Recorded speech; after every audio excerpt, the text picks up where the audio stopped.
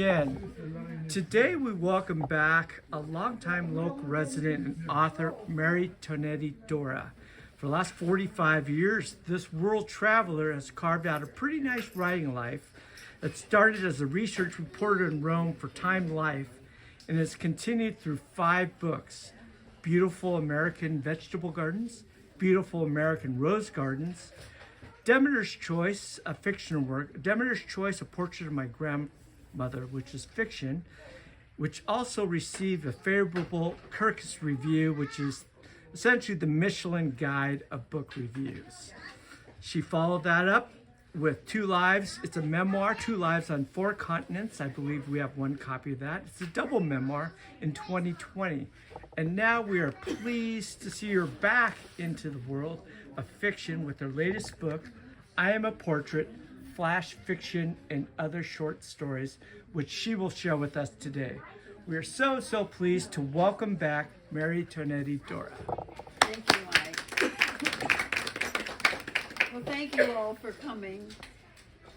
Before I read 2 stories, I would like to, from the new collection of flash fiction and other short stories, I would like to offer the new, or the online definition for flash fiction. It is a brief narrative that still offers character and plot development. Flash fiction is usually no more than 1,000 words. It has a beginning, a middle, and an end. And it is also called postcard fiction, microfiction, short shorts fiction, and sudden fiction. I love this last definition, sudden fiction, because it resembles how I came to write 3 of the stories in the collection, where the works of art themselves are the narrators, rather than the painters or the collectors as narrators. The stories came suddenly to me in the middle of the night when I was asleep. All of those works of art are or were in the Dorra collection, which were bought by my husband, an art historian, before we were married. The stories serve as imaginative first-person narrations of the provenances of the works of art, as well as giving some of the reactions of those who saw the works of art. And there are also brief descriptions of what was going on in the larger world at the time they were hanging in the Dorra households, either in Paris or in the U.S. And there is a similar category of short fiction stories that resemble flash fiction, which comes from Japan, from the Nobel Prize fiction writer Yasunari Kawaba, called Palm of the Hand stories. But some of these stories, even the translator said he couldn't understand until he translated them into English. And I couldn't understand them even after they were in English. But one sticks in my mind, a memory, a charming and meaningful short story, The Grasshopper and the Bell Cricket. And now I'm going to offer to you my humble efforts. I will read the first and the last stories in the collection. The first is called The Paris Art Heist, and is based on the real-life happening to a French family in Paris who were friends of my mother-in-law. The second is the cover story and the title of the book, I Am a Portrait. So here we have the Paris Art Heist. The beautiful Parisian apartment on the posh Avenue Foch, which for 50 years had been the home of Lucie Bernard and her late husband George, was once again readied for Lucie's annual departure to join her cruise ship at Le Havre. It didn't much matter that she was going on the same cruise that she had done for the past 3 years, because due to her ever-increasing dementia, the trip was always exciting and new. Like many who lived on the most affluent street in Paris, near the Bois de Boulogne, George had made a great fortune in manufacturing, which he left to his adored wife, Lucy. We all gathered in the well-appointed Art Deco living room to enjoy the usual glass of vermouth before going into the dining room for another superb feast. It was always a treat for me to see the three Bonards dramatically placed together on one wall over the sofa. Two graceful women in lovely print garden dresses looked straight out of their gilt frames as if they were part of our party and were waiting to be invited to join us. The third nestled a charming baby to her bosom and was smiling at no one in particular, a touching scene.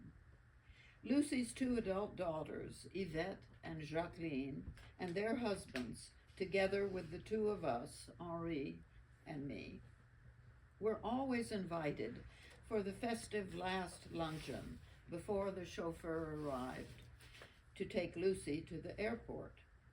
That annual ritual always included a luncheon of some of Lucy's favorite dishes, beginning with the first of the season's small halves of perfectly ripe Cavaillon melon, cupping some of the ruby red port she always brought back from the cruise stop in Portugal. Suzanne, Lucy's excellent cook, then seemed to waltz into the dining room where she proudly served a platter of roasted poulet à l'estragon en gelée, surrounded by little glistening cubes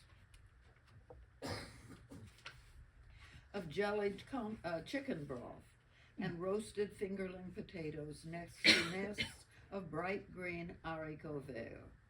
After the salad and cheese course, Lucy smiled, and as Suzanne once again appeared with her red curls bobbing on the top of her head, she tripped gaily into the dining room as if appearing on stage with her sensational dessert, a strawberry Charlotte Malakoff, which was always as beautiful as it was delicious.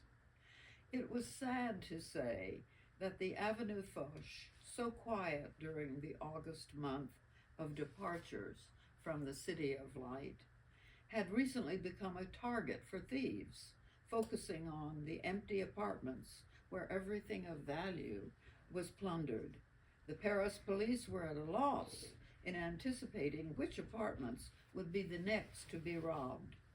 This news was, of course, kept from Lucy by her knowledgeable and loving daughters, and from Suzanne, who would always stay in the maid's room on the floor above while her mistress was away, so she could keep track of the Bernards' apartment.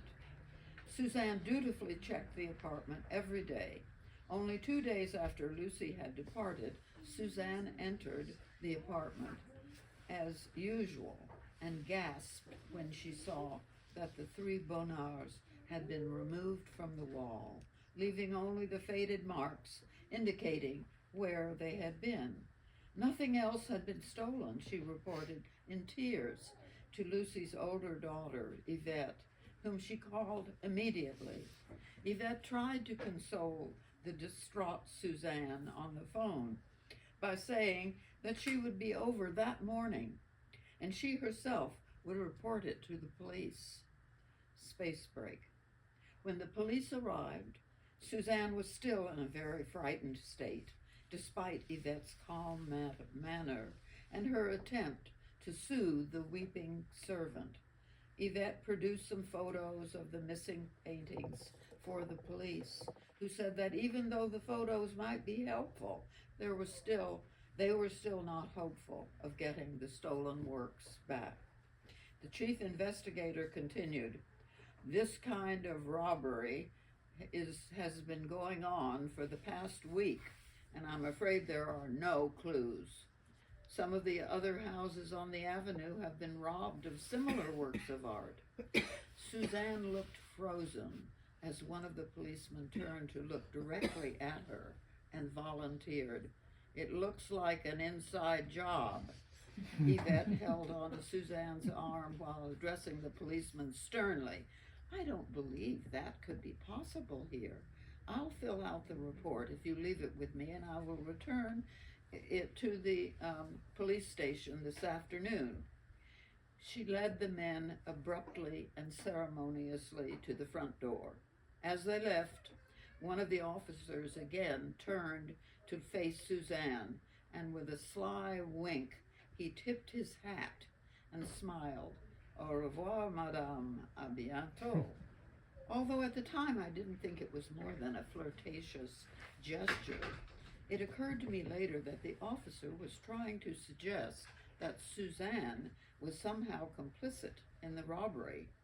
None of us could accept that possibility because she had been a loyal and trustworthy servant for 40 years. Suzanne's character had been unblemished.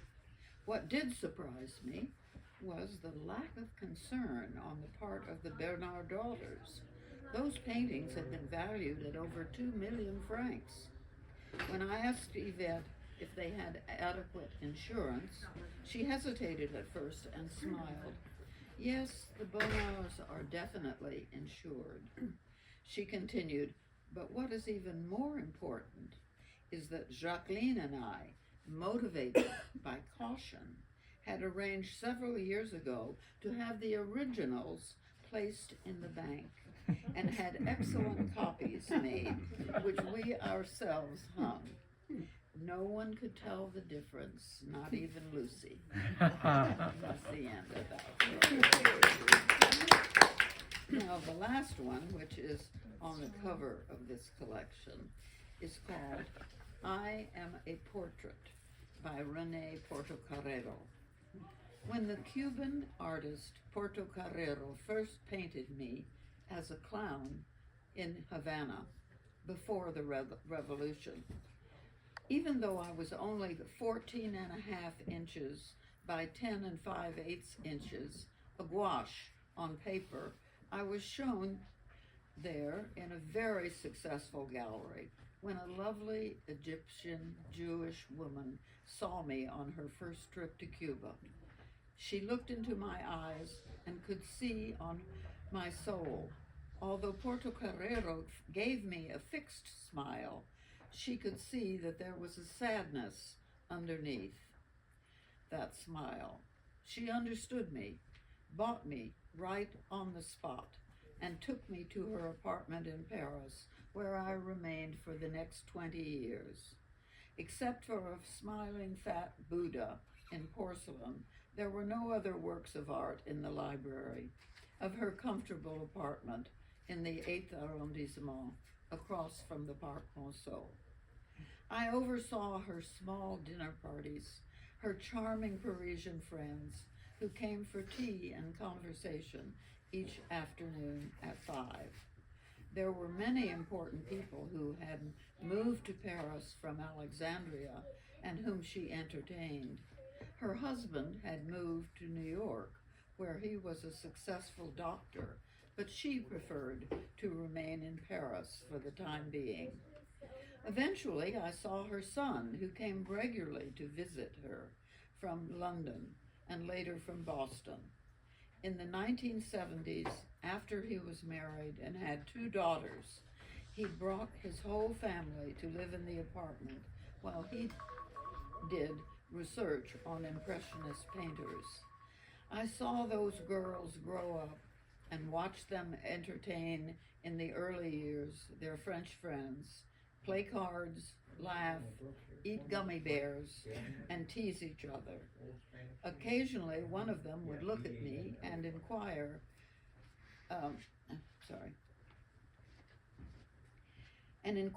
about me. "Is that a clown? Is she trying to amuse us with her juggling?" The younger daughter replied, "She is my companion who hides her sadness under that smile, and we talk to each other before I go to sleep at night. We tell each other our sorrows. My father explained to me that clowns are sometimes sad, and many of them have smiles painted on their faces as that clown does. He told me the artist is saying to us that he understands sadness is as much a part of life as happiness. To experience it is human. During that time in Paris, when the girls were at school, I heard the parents say that they should sell the Paris apartment because the girls were growing up and wanted to travel to other countries instead of returning to Paris every summer. I had even heard the girls talking to each other about going to China, to Vietnam, and other countries in the Far East. I couldn't imagine that, and I certainly couldn't imagine their not wanting to come back to Paris, to this lovely apartment. Later, when that family of mine, and they are my family still, decided to sell the apartment and move all the furniture, works of art, and almost everything in the Paris apartment to California, I was carefully packed and moved to the States along with everything else. The little girls were all grown up, and the younger daughter never forgot that we had been companions in the Paris apartment, and she loved me. She requested of her parents that I not stay in California, but go to live with her and her husband in Pittsburgh. You can imagine how pleased and relieved I was that she wanted me in that rainy city where the sun couldn't change the colors of my portrait the way it does to other works of art, bleached by the strong California sunshine. My gouache colors will last much longer than watercolors would.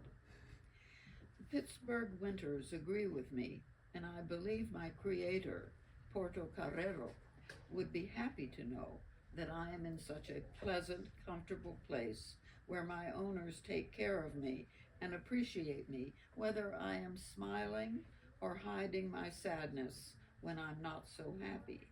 And I'm still juggling. I also am continuing to watch over the guests who come to our house and who admire me. They are often doctors, because the little girl who loved me in Paris is now a grown-up person who has become a doctor, and she has many friends who are doctors, and they all come to her house in Pittsburgh, and I have seen them point to me and heard them admire me. The end. Really good. Thank you, Julie.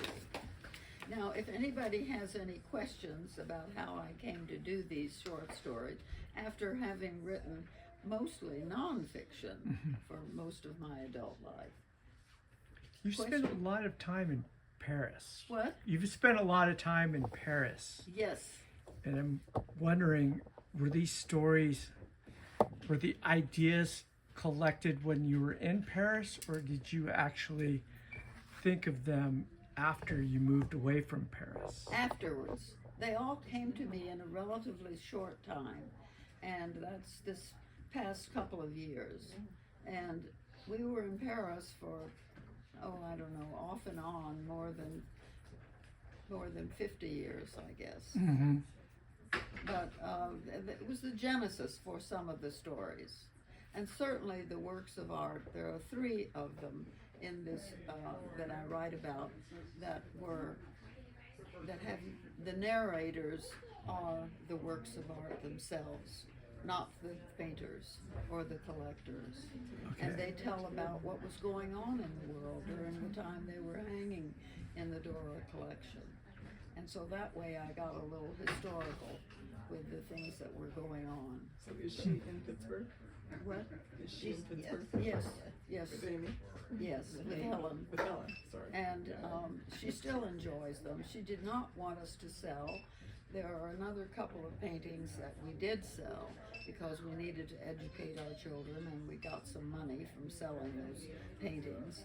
And one of them was a very famous painting It was actually a charcoal drawing by Rudolph, and it was called Germination. And my husband said the day after we sold it, he said, "Oh, we shouldn't have sold that painting." And so I called the dealer, whose name was Bob Light. Maybe some of you know who he was. And he said, "No, Mary, it's too late. The painting has already gone to a very big collector." And so we were sad about that. But then 15 years later, I got a call from the Museum of Modern Art in New York saying, "We have the painting. It was just donated to us, and you had it for so many years."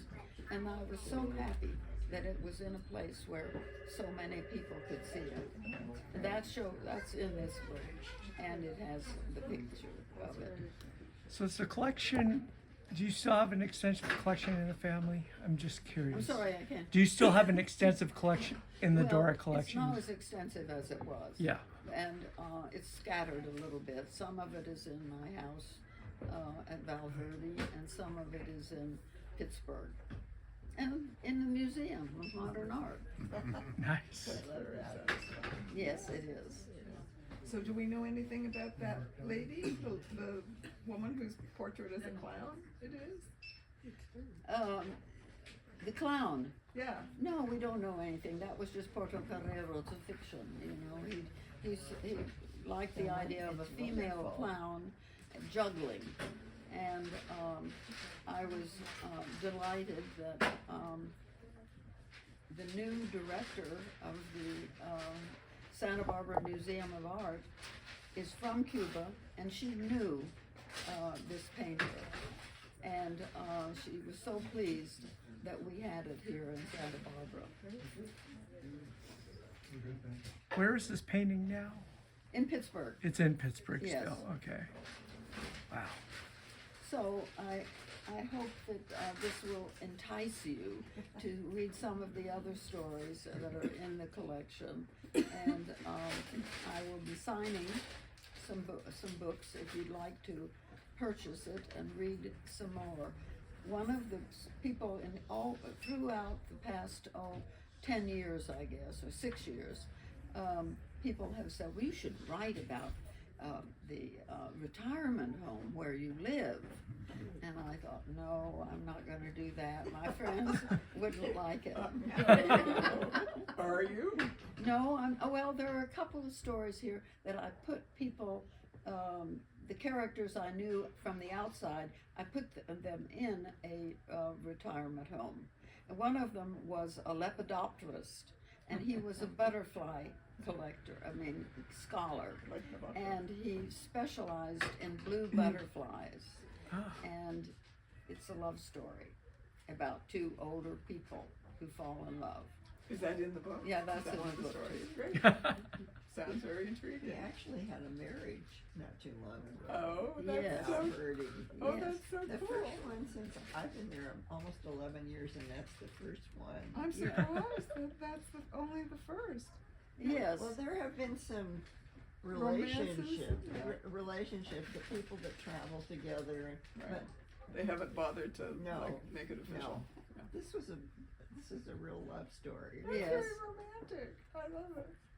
Well, none of you are in the book, but some of the people whom I knew have known in my life are in the book, and some are relatives. And that's, they're not all alive, but I felt I could go ahead and tell something about them in a story. Have any of them who are still alive addressed being in your stories? They don't know. They don't know. No, that it's patterned after them. It's not really. Not really. uh, Yeah. Do you that remember direct. Nora Ephron said something about when, her parents were both writers, she said something about that she was feeling a little squeamish about using people she knew in her writing. And her mother apparently said to her, "Darling, it's all material." Yes, it is. So, I don't know. So true. That's true. Mary Tonetti Dorra, thank you very much for sharing I Am a Portrait with us. Well, thank Everyone you all for can- coming.